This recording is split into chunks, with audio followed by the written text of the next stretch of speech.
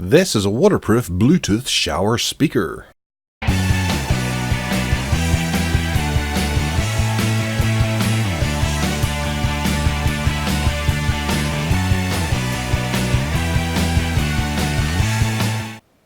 Okay, coming in from Mbuynow, this is a little Bluetooth speaker that is ridiculously cheap, packs in a couple of features that you're going to want to have, and might be something like a perfect kind of Christmas stocking filler thing. So this is an IPX7 waterproof sports portable speaker. And I hear you say, what exactly is the difference between IPX7 and other waterproofing we've seen? Well, this means that it can be immersed in water for up to 30 minutes, up to about a meter's worth of water, that is. You couldn't go and chuck it in the sea and then get it back again off the side of a cruise ship or anything. It's designed so that you could drop it in the pool by accident and quite easily go and get it back again if you need to. It has 6 hours working time, that IPX. It's wireless, aux audio in, 4-watt output power, which that's all right. It's a £15 speaker. What do you expect? 6 hours battery life, and TWS stands for True Wireless Stereo. Then around the back here we have a little bit more of the specifications if you wish to read. They haven't indicated as to whether this is blue or grey. So we do have output power is 5 watts or 4 watts. Okay. Audio input, aux, U-disc TF card. Well, there's bits and information. I'm busting to get into this and see if it sounds any good. Ideal for picnics, camping, sporting events, party, patio, and beach/pool. Let's see, it says beach. I wonder how durable it is against sand. That'll be interesting to see. But IPX7 is a big attraction for these kind of speakers, and at 15 quid you're not going to be too worried about it because it's easily replaceable if it were to succumb to some sand. So inside we get a micro USB charging cable, we get a carabiner type jackally thing, and then we get a 3.5mm headphone jack extender type thing for hooking it up to your phone or whatever if you were to run out of power, or you have a device that isn't Bluetooth compliant. Okay, we have the manual here, which comes in a variety of different languages, well, 5, and then we have a speaker.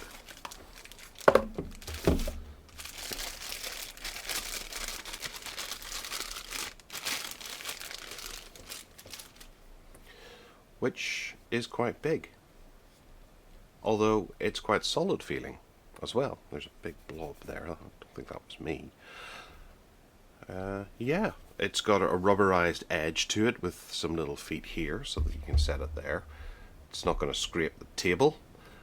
This helps added durability, this rubber, so if you were to drop it, it's not going to damage it too much. So it is quite sturdily made. I'm quite impressed by this, actually. It feels pretty good in the hand.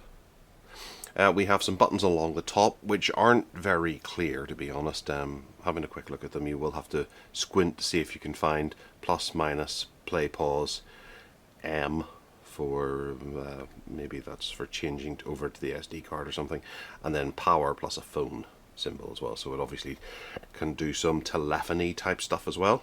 Then we have a little tie here for you to attach it to something. I'm not going to pull that too hard. I can see it's already stretching quite a bit, but obviously it supports the weight of this. It just wouldn't support a good yank. Decent enough metallic grill across the front that does seem quite strong. When I push it, it's not bending or flexing in any way. Then around the back we have a bit of texturized rubber here, and a openy closey charging port. So there we have our micro SD card slot, auxiliary out, or in or out, and a USB plus the charging port. But I imagine that this would have a bit of charge in it for it to come to us. Closing that back up is fairly simple, and it does seem to be quite well plugged. I don't think too much water is going to get into it. However, we will be testing. So if I was to turn this on,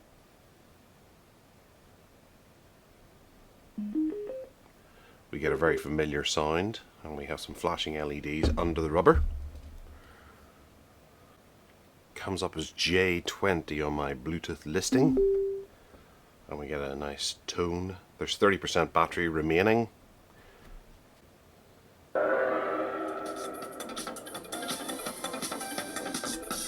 Hello everyone and welcome back to The Projector Room, an audio podcast in which we talk about film, TV and cinema. I'm joined again this time by Gareth Miles. Hello Gareth. Good evening, Ted. How are you? I'm all right, thank you. We're missing Alan this time, but we're in charge of music and sport. We have Steve Litchfield.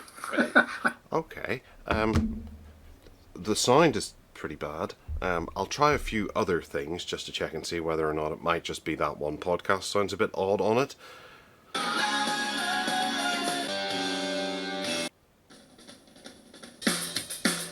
Believed in the last... Well, I'll be honest with you, things actually got a little better there as we were going along listening through the music. I think the speaker really needed a bit of bedding in. By Gareth Miles. Hello Gareth. Good evening, Ted. How are you? I'm all right, thank you. We're missing Alan this time, but we're in charge of music and sport. Although that said, going back to the podcast, it still sounds a bit rubbish. It seems to do quite well with some music, but I got the feeling that the more music I was pumping through it there, because I had to play with it there for about 20 minutes to try and push as much sound through it as possible. It was getting better. So it obviously requires quite a bit of bedding in. So I'm going to leave it playing for a couple of hours, maybe just use up the battery and then recharge it, see how long it takes, and we'll come back to you and find out just how good it sounds.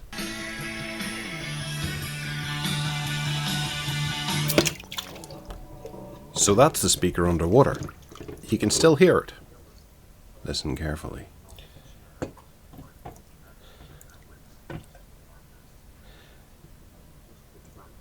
And whilst it's quite buoyant, it does float. The weights of the batteries don't drag it down to the bottom, and also there's a good amount of air in the speaker, so it's not going to sink to the bottom of a pool. However, I'm going to see how easy it is to put together and see just how relaxing it actually is. It's not going to be an easy speaker to destroy using at a poolside. All right, inspect them. Well, let's dig in. So this is pretty much what the box was like when it arrived. The top was open, and there isn't actually any packaging per se. Okay, so it's been in the water, it's been charged, it's still a bit damp. This has absorbed quite a bit of water. If I was to squeeze it hard enough, might be able to get a tiny amount of water out. It has gotten better, I will say that. If I play a little music, This is it sounds Tech Alex. much better when you lift it off the wooden surface. This rubberization doesn't really help dampen the sound at all. In fact, it all sounds pretty rubbishy. But whenever you lift it up and point it, Talking about the Apple iPhone. it's quite difficult to talk over myself. It actually sounds quite good, especially if you dangle. So if you were to dangle it from the shower, you would it's still dripping. You could get some pretty good sound out of it. Also, that means it's not going to be fully drowned all of the time if it's hanging in a shower.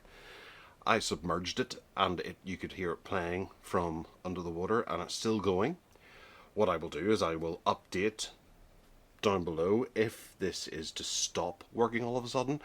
I am actually thinking that it's a wee bit heavier, so it must be retaining water in there somewhere, because it is still dripping out. Not a vast amount or anything, but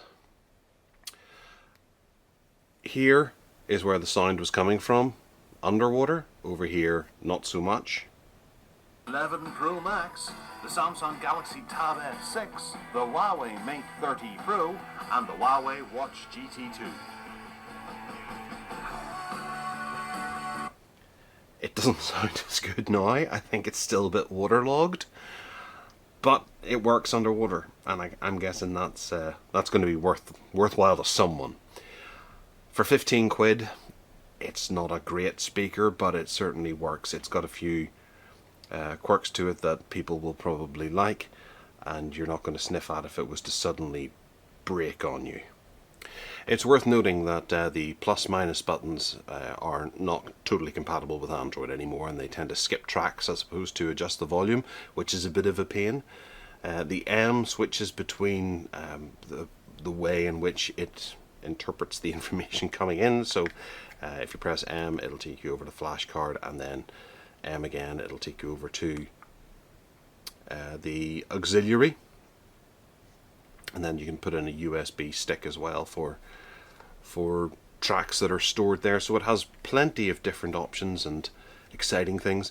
The buttons do have a nice kind of feel to them. Whilst they're not easy to find, and you can't feel which is which, so in the dark you will be stumbling about trying to work out which is which, and you'll probably end up skipping tracks more often than pressing play and pause. They have a nice kind of tactile feel to them. There's a nice little click under there. The LED changes color depending on what you're doing. It'll change red whenever it's charging, and then I believe it's green whenever it's fully charged. And the water's still coming out of it. The charge does actually rattle in quite quickly. This arrived, it said it had 30% battery left, and it lasted for maybe about 15 minutes of play whilst I was trying to burn in the speakers a wee bit more. And it died off. It gave off a couple of chimes that I actually thought were notifications on my phone first off, but then realised that it's running out of battery. And I plugged it in for an hour and got it up to 70%. So I don't know how much playback time you're going to get for a full 100% charge, but you're still going to get a large amount of dripping water coming out of it if you fully submerge it. The sound is quite difficult to recommend. It doesn't quite capture everything in the sound, which you can't expect from a £15 speaker. Whether or not the speaker is 6 or 5 watts is anyone's guess. Having a quick look through here to see whether or not it reiterates what wattage it actually is. It says 5 watts here as well, so it's just the box is wrong. Unilateral test, 3% distortion. Okay.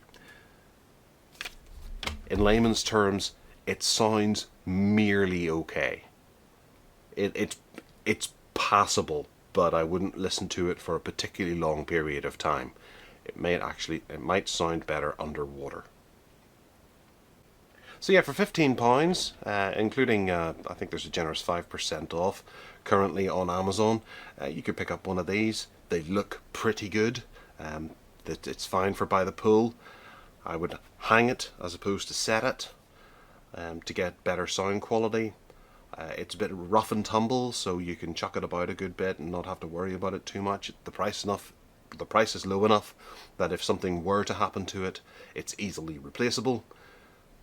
And other than that, it's a fairly decent little speaker for the money. Let me know if you have any questions in the comments box down below. Hit that subscribe button and turn on those notifications. Tune in to Talk Sport on a Wednesday morning at midnight for Inspect Your Gadget. And other than that, take care.